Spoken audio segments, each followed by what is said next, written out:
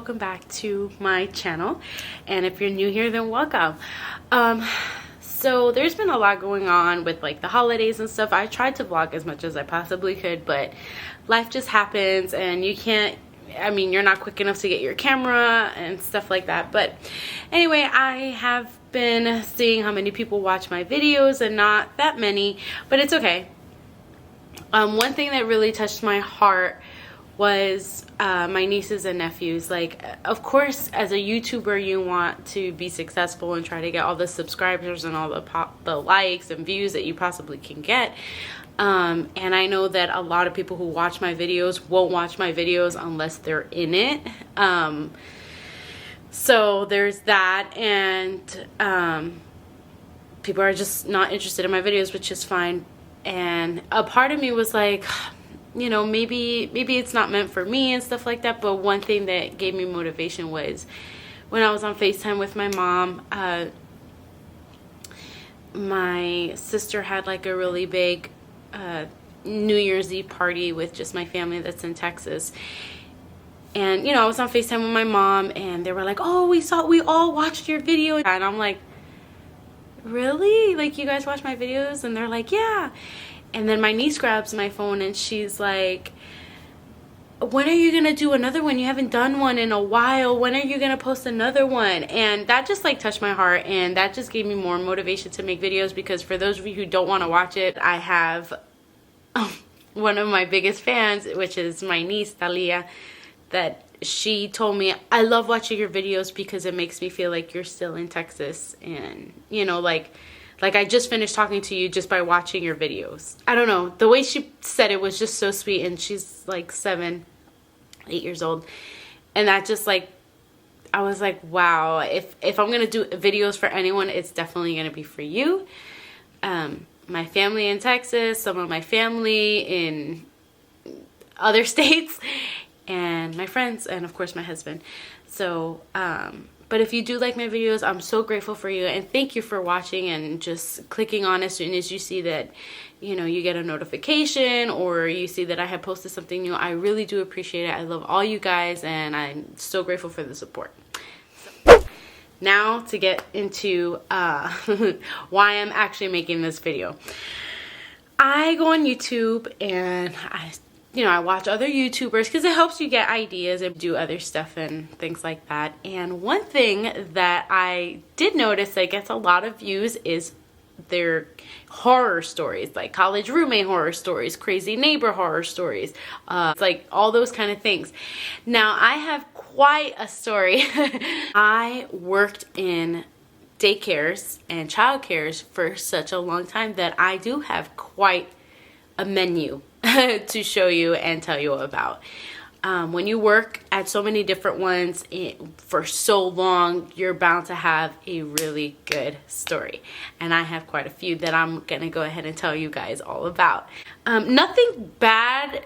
I mean, some of them were pretty bad, but it was more crazy. And just a disclaimer, I'm not gonna say the name of the daycare, the name of the company, the child's name, the parent's name, employees or bosses. I'm not going to do that. I'm not bashing in this video, but just for their privacy and stuff like that, I'm not going to do that. All right, let's just go ahead and get started. So I think the biggest one was you know, when you work in childcare, I was in charge of communicating with the parents as soon as they brought their child. They're bringing their child into class, and you need to know everything that there is to know about that child. If they have any allergies, if they have any medical issues, if they, you know, we need to be informed of that. If the parent needs to sign a waiver.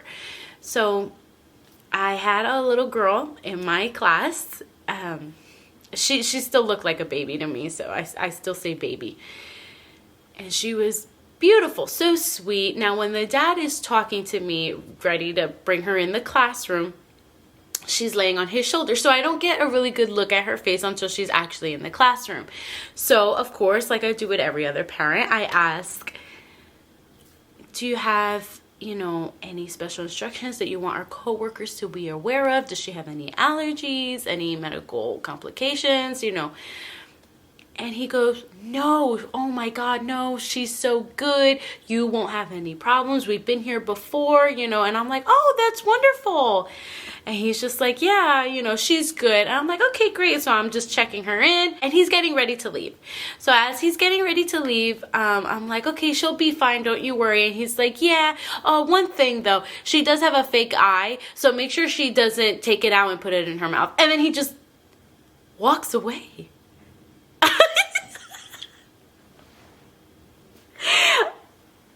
I was like, I'm sorry. And he's like, oh yeah. So he comes back, and he goes, oh yeah. She has a fake eye, and sometimes it gets itchy that she'll pop it out. And just like any other baby would when they see, you know, like something, their natural instinct is just to go straight for the mouth. So he told me, yeah, sometimes she'll pop it out, play with it, and then put it in her mouth. And I'm like, and you don't want that to happen. And he goes, oh no, we don't want her to do that. And I'm like, I don't know how I kept my composure. But I was like, oh, okay. That's all I could think of to do. I was just like, oh, okay. So worst case scenario, let's say she does take out her eye. What would you like us to do with it? Because I'm not popping that thing back in her face. And he says, there should be a Ziploc bag in her diaper bag. You could just put it in that Ziploc bag and just leave it in her diaper bag. Or and I'm like, I mean, we do have Ziploc bags, you know, if need be. And he's like, okay, great. Yeah, that works too. So, we're doing activities. We teach the baby shapes and colors. We let them play on the floor. And then we usually sit them down for when they have their snacks. And during that time, she was looking down at the table and she started to play with her eye. I guess it was getting itchy for her. And I'm like, oh, no. No, here, play with the toys. Don't touch your eye. And she's smiling at me and she's going for it. And I'm like, no, honey, like, don't do that. I was like, look, play with this. Oh, you want to eat this? Here's here's your sippy cup. Here's this, here's that. Just to, like, keep that, like, just to keep the eye far away from her hand as possible. So yeah, that's one experience I had. And luckily she never took it out. She never, at least when she was with me, she never took it out. And not for nothing, the dad was right. She did so well. Like, she was the perfect little angel, the happiest baby you could ever think of. It was just that would freak you out and you hope never happened if you were there. And when she looked at you, you knew exactly what eye it was. Like, it looked just like her regular eye. Just the same color, everything. The only thing is, it looked like plastic. It looked like paper almost. I don't know. It was just weird. It looked like a real eye, just a little bent. I don't know. It's really hard to explain. But yeah, I still see it. But she was a sweetheart, and I loved her, and the parents were amazing. It was just that thing that, like, freaked me out. Okay, so there was this other baby, and it was a boy, and he was so sweet and stuff. And it's crazy because when parents drop off, they'll say, oh, he's fine, he's this, he's that, oh, it's perfectly fine, you know, whatever. And then on their way out the door, they're like, oh, and by the way, he has this, or she does this. And we're like, oh, whoa, come back and elaborate, because we need to know these things. But they're sweet parents. They just, I don't know, like, I don't know. But yeah, and he was a sweet little boy. And so just like with every other parent, we're like, hi, is there any, you know, allergies or special instructions or anything like that? And she goes, no. Oh, wait, yes. He is prone to seizures. So if you can't get his attention, if you're calling him and he's zoned out, make sure you call me, because he'll probably have a seizure right there. What? I'm sorry, what? And she said, yeah, if you can't get his attention, you need to call me, because he'll probably have a seizure right there. And And I'm like, okay. And of course I wasn't going to try to make the mom feel bad or be like, no, he can't be here if that's what's going to happen. Although some places are like that. We don't want to be responsible if he has a seizure and the mom didn't come in time, you know? So I was just like, okay, sure. And I can see that my boss from a distance, I kind of like gave her a face. Like, hey, can you come here? And she came. And the mom had left. And she goes, what's up? And I'm like, I just got the weirdest instructions. And she's like, what? And I told her. And she goes, what? And I'm like, yeah, he's prone to seizures. She goes, okay, I mean, I guess we just have to look out for that. You know, if you see him zoning out and you can't get his attention, then she's like, call his mom right away. She's like, or call me and get my attention. My husband's coming down the stairs. Hi. Hi. You look good. Thanks. So do you. Thank you. So, of course, the situation does occur and we can't get his attention. And we're calling his name. I'm not going to say his name for his privacy. But we're calling his name and we're snapping our fingers and we're clapping. And that's when I tell the other coworkers, watch him. I'm running out and I'm going to get, you know, our boss, our supervisor. And she comes and she contacts the mom and the mom comes. And as soon as she comes, he snaps out of it and he starts playing again. And we're like, I promise you we could not get his attention. That's like the worst thing when you call a parent and they finally make it and everything you said is playing against you. And I'm like, I'm not a liar. Like, I wouldn't, you know, I don't know. I just hate when that happens. So, yeah, and of course me and my boss, we were looking at each other like, okay, I promise you we could not get his attention. And she's like, okay. Like, she was like confused, but she was like aware of what was, you know, I don't know. I'm pretty sure she was happy that we contacted her, you know, but she was just like, okay, well, he's fine. So, you know, and she left and I'm like, oh my God, like, this is crazy. So yeah, that was another scenario. Another time, this mom came and, you know, like I do all the time, me and my boss, we all always try to get the information from the parents as much as possible. This little girl, she was beautiful. She was a beautiful little girl. And the mom was very, very young.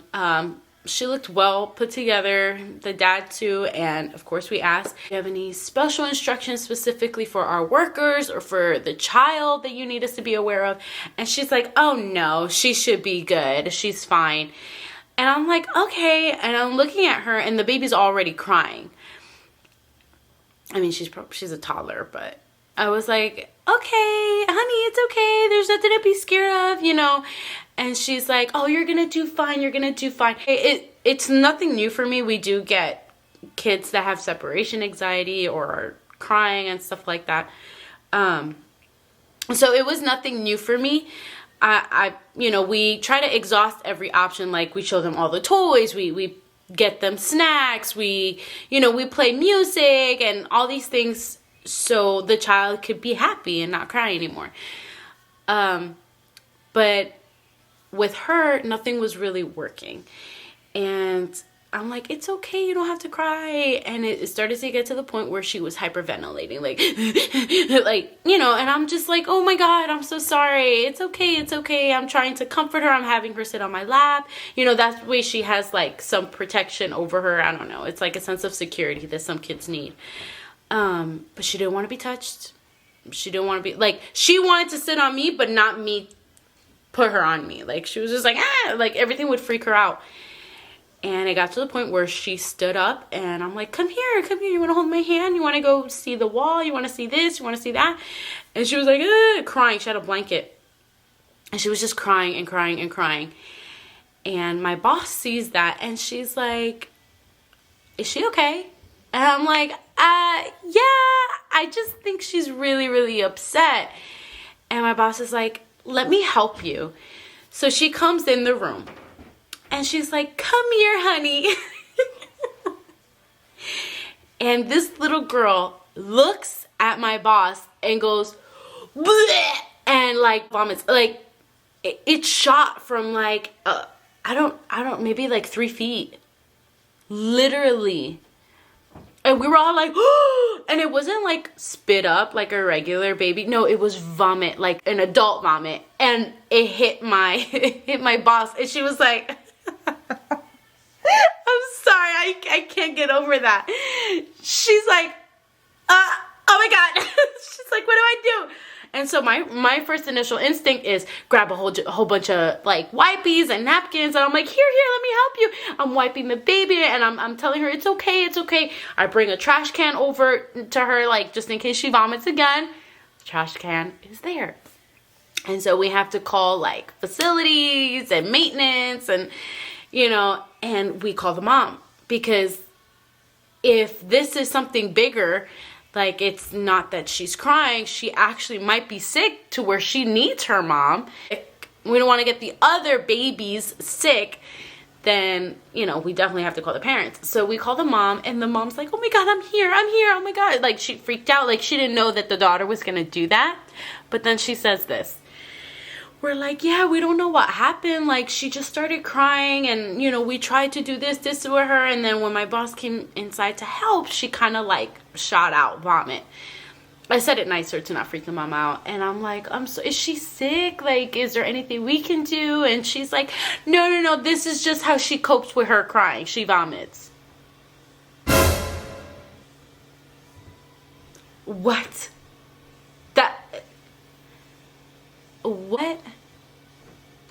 What? Like, I was like, you're kidding me. When we ask you, is there anything you would like our workers to know? That's something that you would want to tell our workers. Like, we're bringing in this girl completely blindsided of what's going to happen next because she's crying so much, and she projectile vomits. Oh, and she vomited twice. She vomited on my boss and then again on the trash, but she kind of missed the trash, so some of it hit the ground again. But yeah. And then she's like, she's okay, she could go back in. And my boss was like, oh, no. No, we're not going to risk that again. And then, she didn't say that to her. She was just like, I think it would be best if, she's comforted by you just a little while longer, because we would hate to have this incident again. And the mom's like, oh yeah, I totally get that. I'm so sorry. And then I guess the mom really felt bad when she saw like maintenance come and, clean the rug, try to scrub everything up, like, and she kind of looked at what we were going through, and we were holding all the children back from the vomit, that she was like, it's okay, I'll just take her. Of course I felt bad at that point, but dude, you're supposed to tell us. That way this wouldn't have happened. We could have given her water or something. I don't know but we would have acted, we wouldn't have been blindsided by that. We would have been aware, but like more attentive and more aware, like, okay, I hope she's not throwing up, because we were completely blindsided by that. It was crazy. Sorry.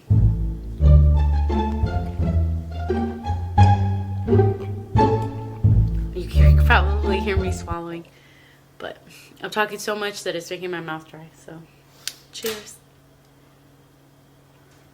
I told Steven that I was hungry, so he's gonna make me a little snack before we go out to dinner.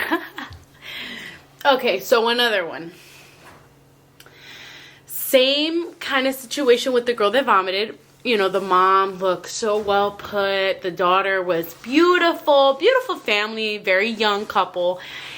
And of course, they forget to tell us important details. The dad actually said something, but he said it in a joking manner that I didn't take it seriously. He was just like, oh yeah, let her know she cries too much because she might just hold her breath and pass out. And, she'll throw such a tantrum that she could do that or something like that. It didn't click in my head when he said that. And I'm like, oh, okay. And I was like, no, don't worry. We'll call you if she doesn't stop crying for sure.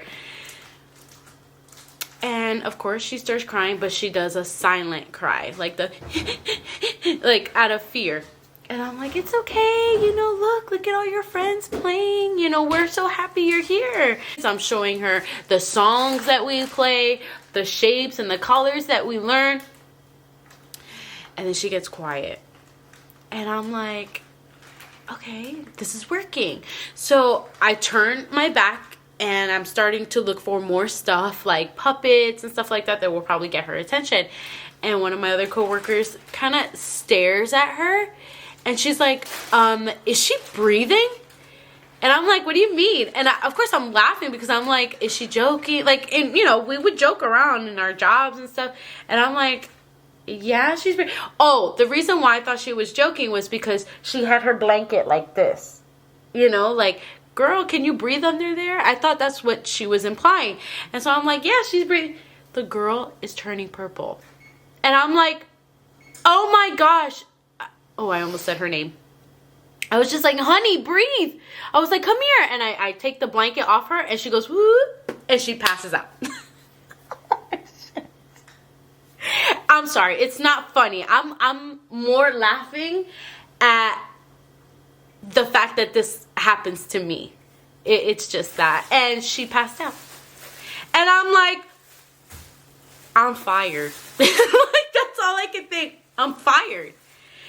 And I didn't think to call her parents because, one, she wasn't even crying that long. We give them like a 10-minute time frame. 10 to 15 minutes because parents don't like if you call them right away because apparently 10 minutes is too fast.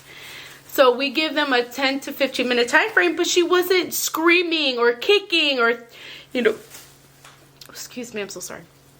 She wasn't kicking or screaming or running to the door, you know, fighting us.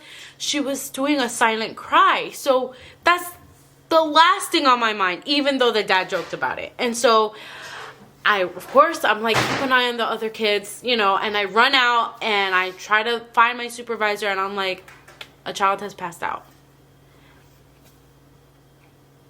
So much went into that. Like, a paramedic. The mom came. She's like, no, she's okay. She's okay. I'm sure she's okay. I don't even remember after that because I was so in shock. Like, this happened to me. Are you kidding me? Like, it was a realization. Like, what would I do if that was my kid and that's how they coped with their crying, just holding their breath and passing out? I wouldn't know what to do. I wouldn't know what to tell daycares. And, you know, luckily the parents were nice about it and, you know, they didn't say anything negative or... Yeah, that one was pretty bad and it did traumatize me a little bit. So yeah, I've had crazy experiences. Another crazy one, this is probably going to be my last one only because I can't remember the other stuff that I went through. And I know there was a lot. Like, I worked in daycares and childcares and I babysat for over 6 years. So I do have quite experiences. But I guess now that I'm recording, they kind of like left my mind. But one last one was pretty horrifying. The dad drops the child off and of course we exchange words, any special instructions. And he said no, although he does have really bad separation anxiety. And so I'm like, okay, you know, it's nothing new for me to hear. I'm like, okay, we deal with that all the time. Don't worry. If he doesn't stop crying, you know, we'll let you know. And he goes, yeah, just make sure he doesn't like throw a tantrum and starts like hitting everything, pulling his hair, you know, whatever, like a tantrum. And I'm like, oh, okay, yeah, sure. The kid comes in and he has like a little hoodie on. Like the hood is on his head. Is that my phone? Yeah. Who's that? Your mom. Sorry about that. Anyway. And he starts crying. He doesn't want to come in. He's kicking his feet. And I'm like, it's okay. I'm like, look at all this stuff. And I'm like, oh, it's hot in here. Like, take off your hood. And he has like patches of hair. And I'm like, oh, like his hair is growing in patches. That's what I thought. Anyway, I'm like, it's okay. And so I bring him next to me, and I'm about to put a CD, because sometimes music soothes the child. It starts soothing them and brings them to peace. Not for him, apparently. And so I'm like, look, look. And I look at him, and he's like, ah, and he's pulling his hair, and he gives it to me. Like this much. He pulled, and mind you, they have baby hair. So, of course, I'm like, you don't have much hair, you know? Like, dude, why are you pulling the only hair that you have? Like, so, of course, he has, like, little blood, like, tiny little dots of blood from where the roots are. And I'm like, oh, my God. And, of course, I didn't want to scream to freak him out. I was like, no, no, no, we don't do that. And I'm petting his head, and I'm like, it's okay, come, I'll hold you, I'll hold you. And I'm like, is this seriously what the dad meant? Because this is crazy. Like, the way children nowadays cope with their anxiety and their sadness is, it was very new for me. And I'm so, like, a part of me is just like, I can't believe I went through that. But I'm glad I experienced that. And so I held him, because I felt like if I was going to hold him, he wouldn't reach for his hair, because he knew I would put his hand down. So I held him, and I'm like, it's okay, it's okay. And I'm bouncing him around and stuff. And he finally got distracted to where I didn't have to call his parents. When the day was over and the parents came to pick him up, I was like, I didn't know he was going to do that. Like, I know hair pulling, but I didn't know he would rip it out. And he gave it to me. And the dad's like, are you serious? Can I see it? And I'm like, no, it's in the trash. Like, I'm not gonna say that. That's horrible. And anyway, so he was like, oh, dude, you don't have to cry. You're fine. You know, whatever. He's like, you're gonna be bald. Like, he made a joke out of it, which is fine with me. Some people are like, oh my God, are you kidding me? I didn't care. I was just like, you're a good dad. And there's just a lot of times there's just not much you can do when a child does that, you know? Just hopefully help them break out of that habit. And that's it. But yeah, to leave on a good note, not all my experiences were bad. I actually had one little girl. She was an angel. An angel. She played fair with everyone. When it was time to clean up, she was one of the first ones to clean up. Like, she knew the routine in the classroom, and I absolutely loved her. And I loved her parents as well. And, you know, it broke my heart when she had to leave my class, because once you get older, you move up a grade. The mom, she tells me, you know, this is her last time in your class. And I said, no, don't tell me that. And she's like, yeah, you know, she's like, but we love you. We're so grateful for the love that you've showed her, the love and affection. Because every time they came to my door, I'm like, oh my God, I'm so happy to see her. Like, I always greeted them with love. And I did that with a lot of parents. And, you know, I loved that little girl. And they said, you know, we love you so much that we have news for you. And I'm like, really? And they're like, yeah, you know, yes, she's moving up, but I'm pregnant. And it's a girl. And I'm like, oh my gosh. She's like, yeah, so hopefully you'll be getting her when she gets older. And we want to name her Amanda. And I was like, no one has ever touched my heart like that. That, I will never, ever, ever forget that. Like, yeah, it's just a name, but it's because they were like, we want her to have your personality. You know, you're adorable. And they were a Puerto Rican family. And that was so sweet. Like, I will never, ever, ever forget that. But yeah, that's pretty much it for my daycare babysitting story time.